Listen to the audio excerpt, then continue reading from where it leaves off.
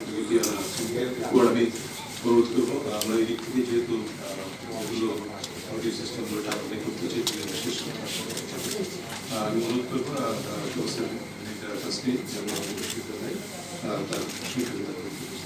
জাহাঙ্গীরগঞ্জ বিশ্ববিদ্যালয়ের যে প্রেক্ষিত ছিল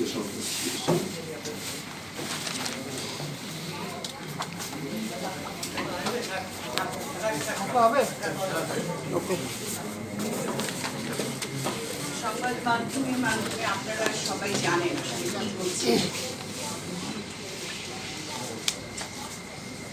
জাহাঙ্গীরনগর বিশ্ববিদ্যালয়ে সকলের মতোই যে আন্দোলন করছিল, সেই আন্দোলনে আপনারা জানেন যে আমাদের কাছে আমি জাহাঙ্গীরনগর বিশ্ববিদ্যালয়ে আবাসিক থাকি না, আমি একটু দূরে থাকি, কিন্তু 15ই জুলাই রাতে ঘুম হয়নি, কারণ বাচ্চাদের কান্না সারা রাত ধরে যখন ভিডিওতে লাইভে আসছিল, এটা আমাদের জন্য খুবই সহজ ছিল, যেতেও পারছিলাম না।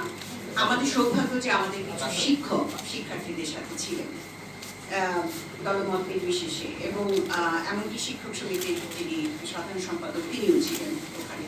কিন্তু যেটা আমাদের দুর্ভাগ্য, শিক্ষার্থীরা যখন আক্রান্ত হচ্ছিলেন তারা কিন্তু বিসির বাড়িতে গেছিলেন, বিসির বাড়ির নিচতলায় ছিলেন এবং বিসি দোতলায় ছিলেন।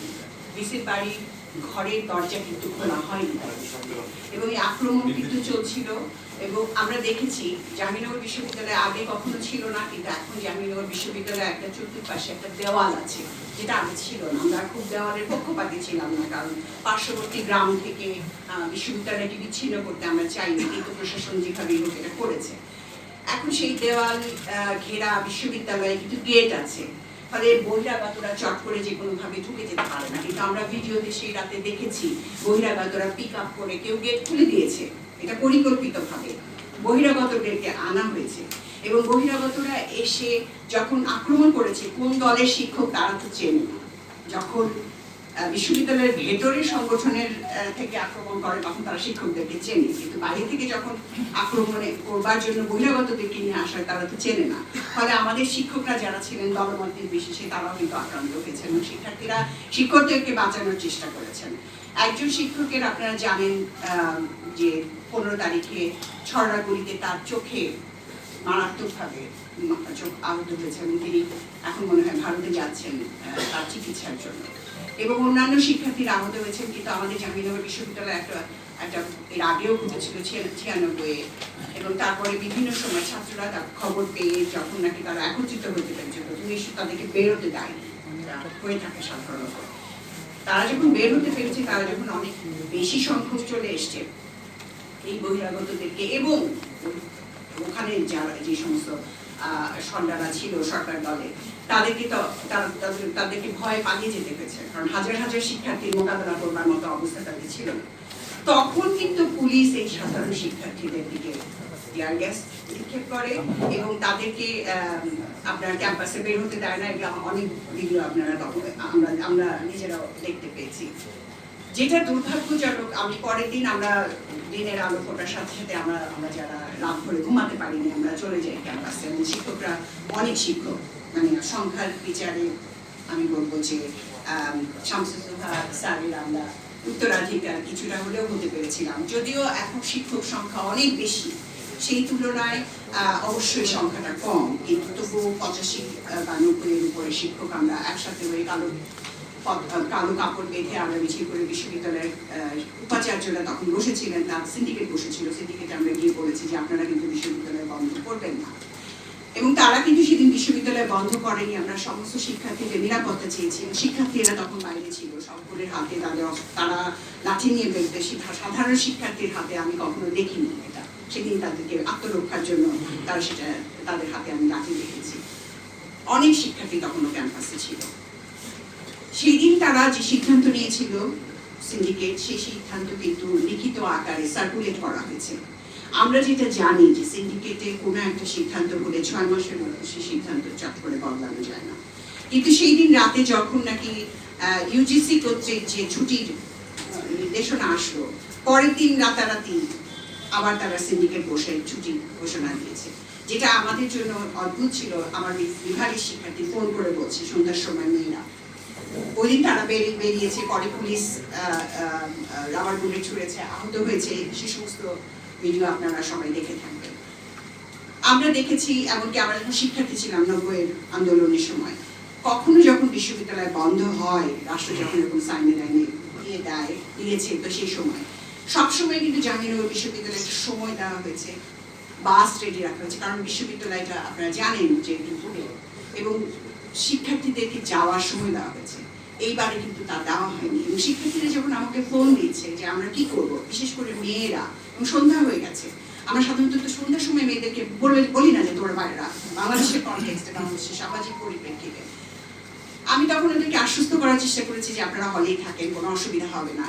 ওরা বিশ্বাস করতে পারছিল না, ওরা আপনি বুঝতে পারছেন না আমার অবস্থা। আমি ছেলেদেরকেও বলেছি আপনারা হলেই থাকেন, কারণ আপনাদেরকে বাস দেওয়া হবে, আপনারা যাবেন, আপনারা প্রক্টরদেরকে যোগাযোগ করেন। কোনো প্রক্টর, কোনো আসলে প্রশাসন তখন কাজ করছিল না, কেউ কিন্তু কোনো কাজ করেনি তখন, বিশ্ববিদ্যালয়ে কোনো প্রশাসন ছিল বলে সেদিন মনে হয় না। এবং শিক্ষার্থীরা যেটা হয়েছে যে আমাকে পরের দিন জানিয়েছে যে ম্যাডাম আপনি বললেন হলে থাকতে, তার 1 ঘন্টার মধ্যে পুলিশ হলে ঢুকেছে, মেয়েদের হলে না ছেলেদের হলে ঢুকে কিন্তু ছেলেদেরকে বের করে দিয়েছে, যেটা নজিরবিহীন, কখনো হয় না। এটা তো তাদের বাসস্থান। জাহাঙ্গীরনগর বিশ্ববিদ্যালয় রেসিডেন্সিয়াল বিশ্ববিদ্যালয়, এখানে তাদের সকলে থাকবার জায়গার কথা ছিল। এখান থেকে বলতে পারি, এটা অনেক লম্বা হয়ে যাবে, কিন্তু আপনারা জানেন যে রেসিডেন্সিয়াল বিশ্ববিদ্যালয়ের পরিপ্রেক্ষিত কি। এখানে অছাত্ররা, মানে যারা পাশ করে গেছে, তারা জায়গা দখল করে থাকে, বহুদিন ধরে এগুলো নিয়ে আমরা কথা বলছি। তারা জায়গা দখল করে থাকে বলে শিক্ষার্থীদেরকে জায়গা দেওয়া যায় না। জায়গা দেওয়া যায় না বলে 4 রুমের ঘরে বা 5-6 জন থাকতে পারে, এরকম ঘরে এখন 30-40 জন শিক্ষার্থী থাকে।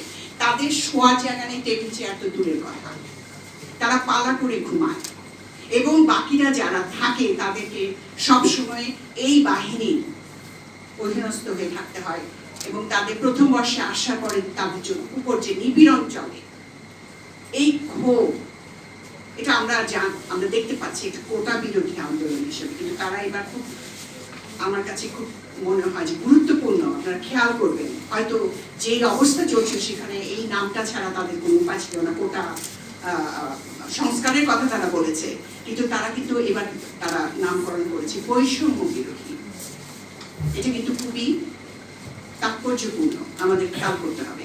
এবং এই বৈষম্য কিন্তু চলে আসছে, তাদেরকে বাধ্য করা হয়, তাদেরকে আমাদের প্রচন্ড গরমে যখন ক্লাস শুরু হয়, আমি দেখেছি ফার্স্ট ইয়ার স্টুডেন্টদেরকে আপনার এইভাবে কলারে এই পর্যন্ত পুরো সব বন্ধ করে, ফুল হাতা শার্ট সব করে তার থেকে বের হতে হয়। আমি শিক্ষার্থীকে দেখে কথা বলতে গেছি, তারা ভয় পেয়ে কথা একবারে সাথে সাথে বলতে শুরু করে আমার নামে, একটা ধারাবাহিকভাবে তারা বলতে থাকে। এটা আমার নিজের দেখা, এটা আজকের ঘটনা না। আমরা 2015 থেকে 2016 থেকে পথে দাঁড়াচ্ছি, বলছি, প্রশাসনের কাছে গেছি, তখনকার প্রশাসন, এখনকার প্রশাসন কেউ শিক্ষার্থীদের জন্য কিছু করেনি। শিক্ষার্থীদেরকে একটা এটা কলোনিয়াল যুগেরও বর্বর একটা অবস্থা। শিক্ষার্থীরা থাকবে সবচেয়ে স্বতঃস্ফূর্ত, তারা কথা বলবে, তারা আমাদেরকে দিক নির্দেশনা দেবে, কিন্তু আমরা তাদেরকে কণ্ঠরোধ করে রেখেছি বহু বছর ধরে। সেই ক্ষোভেরই সম্পূর্ণ বহিঃপ্রকাশ। আমরা অনেক কথা এখন বলছি না, শিক্ষার্থীরা কিন্তু বলে দিয়েছে। শিক্ষার্থীরা এই যে ধীরে ধীরে যে স্বৈরাচারী আচরণগুলো হয়েছে সেগুলো কিন্তু বলে দিয়েছে। শিক্ষার্থীরা কিন্তু সরকারকে, এখন যে সরকার আছে তাদেরকে চিনিয়ে দিয়েছে। আমরা সেই শব্দগুলো এখনো বলছি না, তারা কিন্তু আমাদেরকে দেখিয়ে দিয়েছে। আমি এই অগ্রবর্তী শিক্ষার্থীকে সালাম জানিয়ে আমার আলোচনা শেষ